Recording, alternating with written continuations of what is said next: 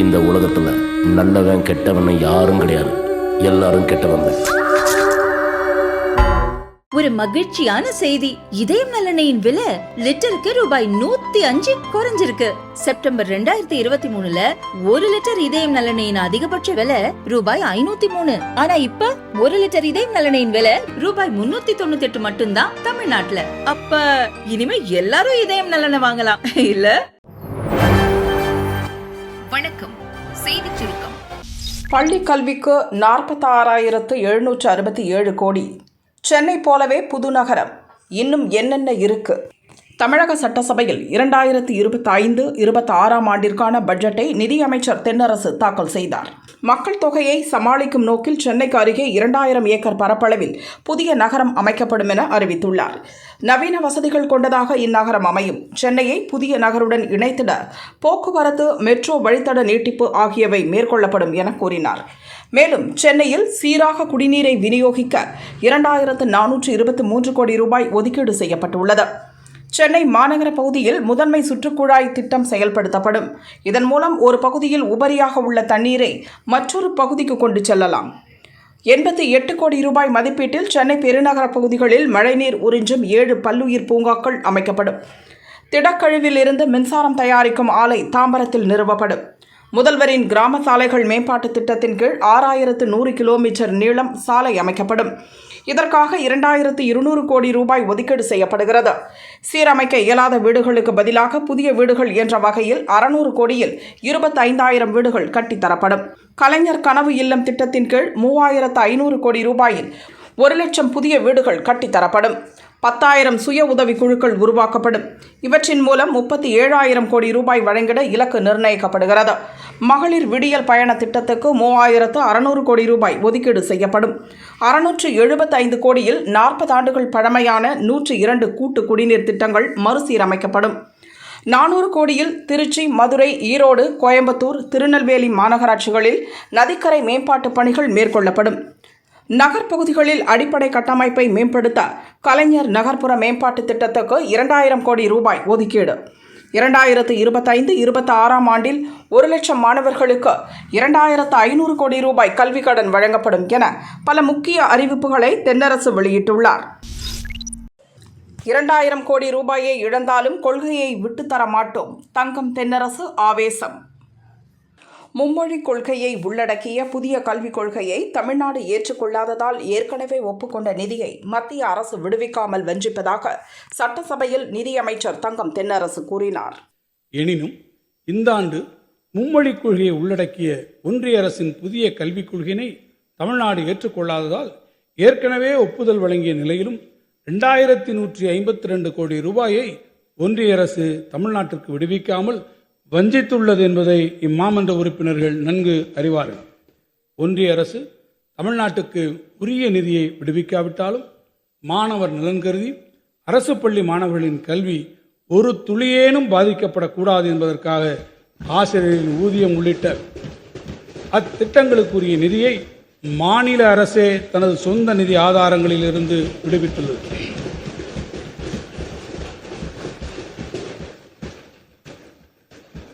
நெருக்கடியான இந்த சூழ்நிலையிலும் 2,000 கோடி ரூபாய் நிதியினை இழந்தாலும் இருமொழி கொள்கையினை விட்டுத்தர மாட்டோம் என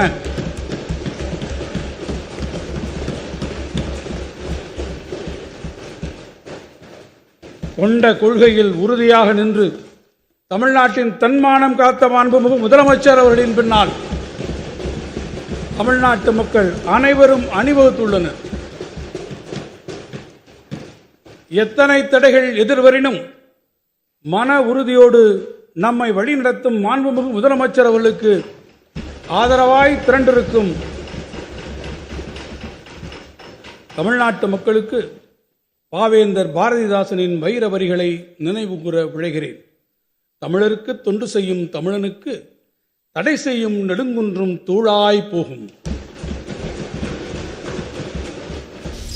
பட்ஜெட் தாக்கல் செய்ய திமுகவுக்கு தகுதி இல்லை. தமிழக சட்டசபையின் பட்ஜெட் கூட்டத்தொடர் இன்று தொடங்கியது. டாஸ்மாகில் நடந்த மிகப்பெரிய ஊழலை கண்டித்து பட்ஜெட் கூட்டத்தொடரை புறக்கணிப்பதாக கூறி பாரதிய ஜனதா எம்எல்ஏக்கள் வெளிநடப்பு செய்தனர். தமிழக சட்டமன்றம் இந்த கூடின வேளையில் பட்ஜெட் தாக்கல் செய்த இந்த நேரத்தில் தமிழக மக்களுக்கு மிகப்பெரிய ஏமாற்றத்தையும் அதிர்ச்சியும் தந்திருக்கக்கூடிய செய்திகள் வந்து கொண்டே இருக்கிறது. இன்றைக்கி டாஸ்மாகை பொறுத்த மட்டும் டாஸ்மாகில் மிகப்பெரிய ஒரு ஊழல் நடந்திருக்கிறது. கிட்டத்தட்ட சொல்லப்போனால் டெல்லியை காட்டிலும் அதிர்ச்சி அளிக்க வேண்டிய தகவல்கள் நிறைய வந்துகிட்டே இருக்கு. ஒரு பாட்டிலுக்கு 10 ரூபா வாங்கியிருக்கிறாங்க, 10 ரூபாயிலிருந்து 30 ரூபா வரைக்கும் வாங்குறாங்க. இது அந்த டாஸ்மாக் உற்பத்தி செய்யக்கூடிய ஃபேக்ட்ரிலையும் வாங்குறாங்க, பிறகு விற்பனை செய்யக்கூடிய ரீட்டைல் கடைகளிலையும் எல்லாரும் இரவு 10 மணிக்கு மேலே இவ்வளோ ரூபா கொடுத்து வாங்கணுங்கிறது அமைச்சர்களுக்கு அந்த மாதிரியான செய்திகள் இங்கே வந்திருக்குது. இதெல்லாம் கண்டித்து இது மிகப்பெரிய 1000 கோடி ரூபாய் ஊழல்னு சொல்கிறாங்க. ஆனால் அதையும் தாண்டி இன்னும் என்னெல்லாம் நடக்க போகுது என்பது தெரியவில்லை. ஆகவே அதனை கண்டித்து நாங்கள் இன்றைக்கு பாரதிய ஜனதா கட்சி சார்பாக திருமதி வானதி சீனிவாசன் அவர்கள், அண்ணன் திரு காந்தி அவர்கள் இன்றைக்கி நாங்கள் வெளிநடப்பு செய்திருக்கிறோம். எங்களுடைய உறுப்பினர் சட்டமன்ற உறுப்பினர் மதிப்புக்குரிய திருமதி சரஸ்வதி அவர்கள் இன்றைக்கு வரவில்லை. ஆகவே நாங்கள் இன்றைக்கு வெளிநடப்பு செய்திருக்கிறோம். இன்று மாநில அரசினுடைய பட்ஜெட்டை தாக்கல் செய்கிறார்கள். நேற்று இது ஏதோ சாதாரண பத்திரிகை செய்தி அல்ல, அல்லது யாரோ எதிர்க்கட்சிகள் கூறுகின்ற குற்றச்சாட்டு அல்ல. அமலாக்கத்துறை மிக தெளிவாக தங்களுடைய அறிக்கையிலே கிட்டத்தட்ட 1000 கோடி ரூபாய் அளவிற்கு டாஸ்மாக் விற்பனையில் ஊழல் நடந்திருப்பதாக மத்திய அரசாங்கத்தினுடைய ஒரு மிகப்பெரிய அமைப்பு ஒரு அறிக்கை வெளியிட்டிருக்கிறார்கள். அந்த அறிக்கைக்கு பின்பாக மாநில அரசு தொடர்வதற்கான தங்களுடைய தார்மீக உரிமையை இழந்திருக்கிறது. இந்த பட்ஜெட் தாக்கல் பண்றது கூட இந்த அரசாங்கத்துக்கு எந்த விதமான அருகதையும் கிடையாது என்றே பாரதிய ஜனதா கட்சி நினைக்கிறது.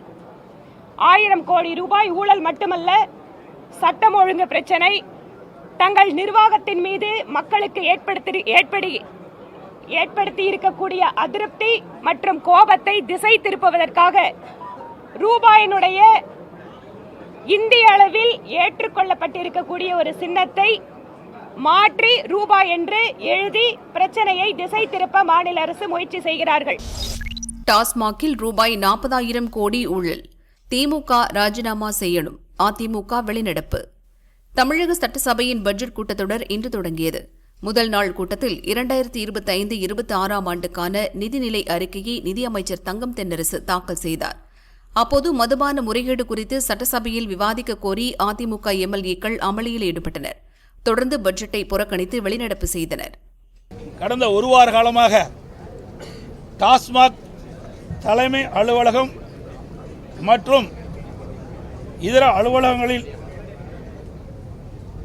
அதோடு இந்த டாஸ்மாக் நிறுவனத்திற்கு சப்ளை செய்கின்ற மதுபான தயாரிப்பு தொழிற்சாலையிலும் மத்திய அமலாக்கத்துறை தொடர்ந்து சோதனை நடவடிக்கை மேற்கொண்டு அதன் அடிப்படையில் நேற்றைய தினம் ஒரு செய்தி பத்திரிகையிலும் ஊடகத்திலும் வந்துள்ளன. அமலாக்கத்துறை செய்தி வெளியிட்டது. அதில் 1000 கோடிக்கு மேல் முறைகேடு நடந்துள்ளதாக செய்தி வெளியாகியுள்ளன. விசாரணை தொடர்ந்து நடைபெற்றுக் கொண்டிருக்கின்றது. இந்த விசாரணை முழுமையாக முடிவடைகின்ற பொழுது சுமார் இந்த டாஸ்மாக் நிறுவனத்தின் மூலமாக கிட்டத்தட்ட 40,000 கோடி அளவுக்கு ஊழல் நடைபெற்றிருக்குமோ என்று சந்தேகம் எழுகின்றது. இந்த அரசு அதை பற்றி இன்னும் எந்த ஒரு செய்தி வெளியிடப்படவில்லை. கிட்டத்தட்ட அமலாக்கத்துறை ரெய்டு நடத்தி அந்த ரெய்டு மூலமாக 1000 கோடிக்கு மேல் முறைகேடு நடந்துள்ளதாக அறிவிக்கப்பட்டோம். இந்த அரசு எந்த செய்தி வெளியிடாத காரணத்தினால் அதையும் நாங்கள் சட்டமன்றத்திலே குறிப்பிட்டு இதற்கு தார்மீக பொறுப்பேற்று இந்த திமுக அரசு ராஜினாமா செய்ய வேண்டும் என்று வலியுறுத்தி வெளிநடப்பு செய்திருக்கின்றோம். கருணாநிதி நாணயத்தில் ரூபாய் குறியீடு, அதையும் திமுக அரசு வீசி எறிந்து விடுமா? தமிழக அரசின் ஆவணத்தில் இப்போது ரூபாய் அடையாளத்தை நீக்கி இருக்கும் திமுக, அதே அடையாளத்தை கொண்டிருக்கும் கருணாநிதி நினைவு நாணயங்களை எல்லாம் வீசி எறிந்து விடுமா என்று பாமக தலைவர் அன்புமணி கேள்வி எழுப்பியுள்ளார். தமிழக அரசின் நிதிநிலை அறிக்கை தொடர்பான முன்னோட்டத்தில் ரூபாய் என்பதன் அடையாள குறியீட்டை திமுக அரசு நீக்கியுள்ளது. அதற்கு பதிலாக ரூ என்ற குறியீட்டை வைத்து அதை ஏதோ புரட்சி போன்று திமுக அரசு விளம்பரம் செய்து கொண்டிருக்கிறது. திமுக அரசின் செயலற்ற தன்மையால் ஏற்படும் வேதனைகளை தாங்க முடியாமல் மக்கள் குமரிக் கொண்டிருக்கும் நிலையில் அதை திசை திருப்பும் நோக்குடன் நாடகங்களை அரங்கேற்றிக் கொண்டிருக்கிறது. எதையாவது செய்து மக்களை பதற்றத்திலேயே வைத்திருக்க வேண்டும், எவரும் அரசை எதிர்த்து கேள்வி எழுப்பாமல் பார்த்துக் கொள்ள வேண்டும் என்ற பரபரப்பில் பழைய வரலாறுகளை திமுக மறந்து விடுகிறது. ரூபாய் அடையாளம் நேற்றோ அதற்கு முன்னாலோ வெளியிடப்பட்டது அல்ல. 15 ஆண்டுகளுக்கு முன் 2010 திமுக அங்கம் வகித்த மன்மோகன் சிங் தலைமையிலான காங்கிரஸ் ஆட்சியில்தான் வெளியிடப்பட்டது. அப்போது அதை திமுக ஆதரித்தது. ரூபாய் அடையாளத்தை வடிவமைத்தவர் ரிஷிவந்தியம் தொகுதி திமுக முன்னாள் எம்எல்ஏ தர்மலிங்கத்தின் மகன் உதயகுமார். அந்த அடையாளத்தை வடிவமைத்ததற்காக 2010ஆம் ஆண்டு ஜூலை 24ஆம் தேதி உதயகுமாரையும் அவரது குடும்பத்தினரையும் அன்றைய முதல்வர் கருணாநிதி அவரது கோபாலபுரம் இல்லத்திற்கு வரவழைத்து பாராட்டினார். அப்போதெல்லாம் பெருமைக்குரியதாக போற்றிய அடையாளத்தை தான் திமுக இப்போது நீக்கியிருக்கிறது. அவ்வளவு ஏன், கடந்த ஆண்டு ஆகஸ்ட் மாதம் 18ஆம் தேதி கருணாநிதியின் பிறந்தநாள் நூற்றாண்டையொட்டி ரூபாய் 100 நினைவு நாணயம் மத்திய அரசால் வெளியிடப்பட்டது. மத்திய அரசால் மிகவும் எளிமையாக நடத்தப்படவிருந்த அந்த விழாவை திமுக அரசு மக்களின் வரிப்பணத்தில் மிகவும் பிரம்மாண்டமாக நடத்தியது. அப்போது வெளியிடப்பட்ட நாணயத்தில் ரூபாய் வடிவமைத்த அடையாளம்தான் இடம்பெற்றிருந்தது. அதற்கான அந்த நாணயத்தை திமுக விற்கவில்லை. மாறாக 4470 ரூபாய் விலை கொண்ட நாணயத்தை திமுகவினரிடமே 10,000ற்கு விற்று லாபம் பார்த்தது. தமிழக அரசின் ஆவணத்தில் இப்போது ரூபாய் அடையாளத்தை நீக்கியிருக்கும் திமுக அதே அடையாளத்தை கொண்டிருக்கும் கருணாநிதி நினைவு நாணயங்களை எல்லாம் வீசி எறிந்து விடுமா? இதுபோன்ற நாடகங்களை நடத்துவதற்கு பதிலாக தமிழகத்தின் பொருளாதாரத்தை மேம்படுத்த திமுக அரசு நடவடிக்கை எடுக்க வேண்டும் என குறிப்பிட்டுள்ளார். வண்ணங்களின் திருவிழா களை கட்டிய ஹோலி பண்டிகை. வண்ணங்களின் திருவிழா என போற்றப்படும் ஹோலி பண்டிகை இன்று நாடு முழுவதும் கோலாகலமாக கொண்டாடப்படுகிறது. ஹோலி பண்டிகையை முன்னிட்டு பல்வேறு அரசியல் தலைவர்களும் பிரபலங்களும் வாழ்த்து தெரிவித்து வருகின்றனர். நாடு முழுவதும் அனைத்து தரப்பு மக்களும் விரும்பியவர்கள் மீது வண்ணங்கள் பூசி தங்களது அன்பை வெளிப்படுத்தி மகிழ்ந்தனர். எல்லை பாதுகாப்பு படை வீரர்கள் இந்திய வங்கதேச எல்லைப் பகுதியில் உள்ள ராணுவ முகாமில் நடனமாடி ஹோலி கொண்டாடினர்.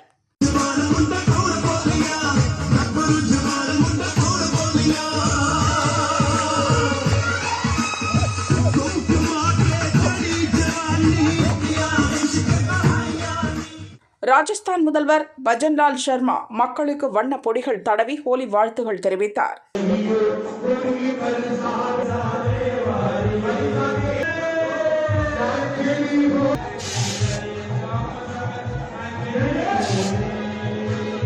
உத்தரகாண்ட் ஹரித்வாரில் உள்ள பதஞ்சலி பல்கலையில் யோகா குரு ராம்தேவ் பூக்கள் தூவி ஹோலி கொண்டாடினார்.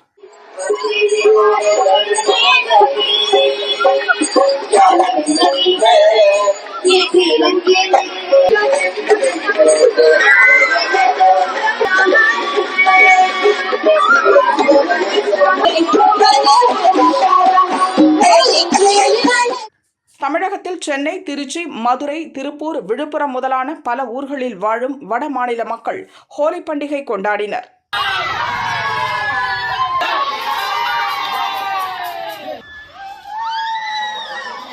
திருப்பூரில் பல்லாயிரக்கணக்கான வட மாநிலத்தவர்கள் வாழ்ந்து வரும் சூழலில் ராயபுரம், காதர்பேட்டை, காமாட்சியம்மன் கோவில் வீதி, ஸ்டேட் பேங்க் காலனி, லட்சுமி நகர் பகுதிகளில் ஹோலி பண்டிகை களை கட்டியது.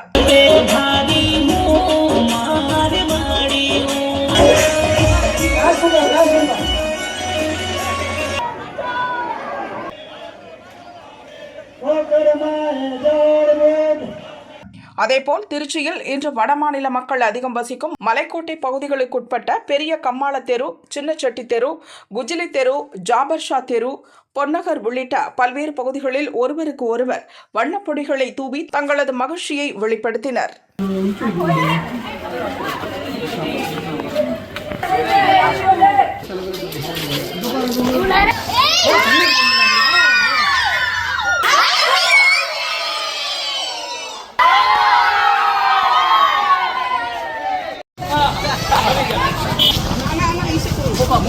மக்கள் வாழ்வில் மகிழ்ச்சியின் வண்ணங்களை கொண்டு வரட்டும். ஜனாதிபதி, பிரதமர் ஹோலி வாழ்த்து. நாடு முழுவதும் கோலாகலமாக கொண்டாடப்படும் ஹோலி பண்டிகையை முன்னிட்டு தலைவர்கள் வாழ்த்து தெரிவித்துள்ளனர். ஜனாதிபதி திரௌபதி முர்மு வெளியிட்டுள்ள வாழ்த்து செய்தியில், ஹோலி பண்டிகை நமது வாழ்வில் ஒற்றுமை, அன்பு மற்றும் நல்லிணக்கத்தின் செய்தியை அளிக்கிறது. இந்த மங்களகரமான சந்தர்ப்பத்தில் பாரத தாயின் அனைத்து குழந்தைகளின் வாழ்க்கையிலும் தொடர்ச்சியான முன்னேற்றம், செழிப்பு மற்றும் மகிழ்ச்சியின் வண்ணங்களை கொண்டுவர நாம் அனைவரும் உறுதிமொழி எடுப்போம் என தெரிவித்துள்ளார். மகிழ்ச்சியும் இன்பமும் நிறைந்த இந்த புனித பண்டிகை ஒவ்வொருவரின் வாழ்க்கையிலும் புதிய உற்சாகத்தையும் சக்தியையும் ஊட்டட்டும் என பிரதமர் மோடி ஹோலி வாழ்த்து கூறியுள்ளார். நாட்டு மக்களிடையே இந்த விழா ஒற்றுமையின் நிறத்தை ஆழப்படுத்தும் என்பது எங்கள் நம்பிக்கை என்றும் பிரதமர் மோடி பதிவிட்டுள்ளார். 66,000 ரூபாயை நெருங்கிய ஒரு சவரன் தங்கம் விலை. தங்கம் விலை தொடர்ந்து ஏற்ற இறக்கத்துடன் இருந்து வருகிறது. பிப்ரவரியில் ஒரு சவரன் 64,000 கடந்து புதிய உச்சம் தொட்ட தங்கம் விலை பின் மளமளவென சரிந்தது. அதன் பிறகு மீண்டும் உயர்ந்தது. 12ஆம் தேதி தங்கம் விலை சவரனுக்கு 360 ரூபாய் அதிகரித்து 64,520 ரூபாய்க்கு விற்கப்பட்டது. நேற்று சவரனுக்கு 440 ரூபாய் உயர்ந்த நிலையில் இன்றும் தங்கம் விலை அதிரடியாக உயர்ந்தது. சென்னையில் ஆபரண தங்கம் விலை சவரனுக்கு 880 ரூபாய் உயர்ந்து 65,840 ரூபாய்க்கு விற்கிறது. 1 கிராம் 8,230 ரூபாயாக உள்ளது. கடந்த 3 நாட்களில் மட்டும் சவரனுக்கு 1,680 ரூபாய் உயர்ந்திருப்பது நகை பிரியர்களுக்கு அதிர்ச்சியை ஏற்படுத்தியுள்ளது. தங்கத்தைப் போலவே வெள்ளியின் விலையும் உயர்ந்துள்ளது.